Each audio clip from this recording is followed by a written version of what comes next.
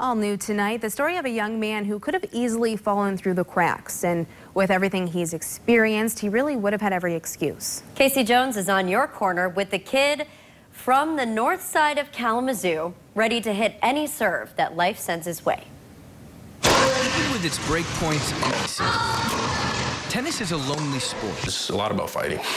Unless you're Daniel Henry. It was just the only thing that seemed to be that could make me feel better. Alone on the court is where he feels most at home. It was like when I was there, I just didn't seem to really feel like I was orphaned. I didn't really, feel like I'd lost so much. Henry lost his dad when he was 5 to brain cancer. He grew up on food stamps in a single mother household, a self-proclaimed grandma's boy. That's something that I've, had to deal with since I was 5. It's just something that it's just another experience that, is added on top of, I guess, what really makes me what I am. His mom, Gina Rickman, gave him tennis. She was the coach of Northside Tennis in Kalamazoo, a tennis pro at the Y, but above all, she was her son's mother. I came off court and, my mom told me, and something I'll never forget is that how you act on the court and how you, treat your opponents, your entire disposition, it reflects on me. So how you act out there is what people are going to think of me. Words that carried even more weight as a freshman at Kalamazoo Central when his mom put down her racket. My grandma sits me down. Me and my sister were just like, we weren't expecting anything. Air couldn't get to her lungs. And then she said, that she code read it. His mom, after years of remission, lost her second battle with breast cancer.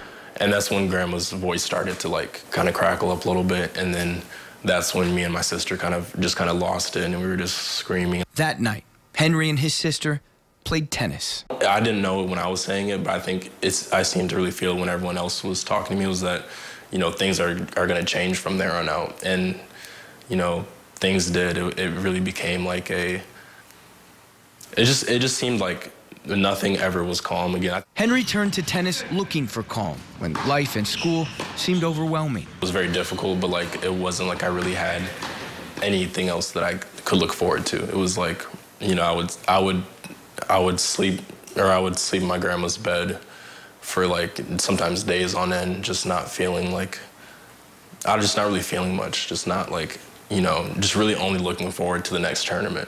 Henry says he didn't imagine the days could get darker until he was a junior at K College and lost his grandma. She had a blood clot. She drove herself to the hospital. She's that type of woman. So it was really hard to hear that, she wasn't around anymore and she was I was always grandma's boy. She died of an aneurysm. And in the midst of so much loss and a mental health breakdown, Henry started to recognize. He began to learn. I feel like I've been given some drop shots. I feel like I've been given some ridiculous shots in my life. But once I learned how to get them back, it's okay, now if I see another ball that's difficult, I know that I can handle it well. This spring, Henry graduated from Kalamazoo College with a 3.3 GPA and a bachelor's in computer science. He was a presidential ambassador, the captain of their nationally ranked tennis team, and he became something more, something that runs deep in his blood. Hit the bottom part of the ball and lift it up. Like life with tennis, it starts with love.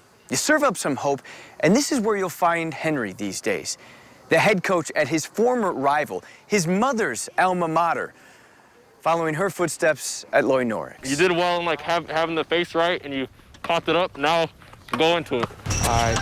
And if life experience leads to coachable moments, there was so much to learn from the kid from the north side of Kalamazoo. Oh, coaching is important right now. I want to make these players better. So I would say, after a tough, because we've had a couple of tough tournaments and matches. I think she would come up and tell me imagine what they would have done if you weren't there. So imagine what they would have done if you weren't there. Words to lead a life by. I definitely don't want you missing at the net at 4 singles. For News 8, I'm Casey Jones on your corner. You see how my racket face is out here like this? Where life's break points meet Kalamazoo's ace. Good work, Nolan. Daniel is also working to get his law degree, and he's going to be finishing up his last year on the tennis team. He's also working at the Venn Johnson law firm in hopes that he can help those who are underrepresented in the world, as if he's not already incredible enough. My goodness. incredible What a strong story. character, and I Yeah. love that he just continues to pay it forward. Yeah, truly. Wow. If you have a story that you would like to see featured here on the 7 on 8, you can email it in at onyourcorner@woodtv.com.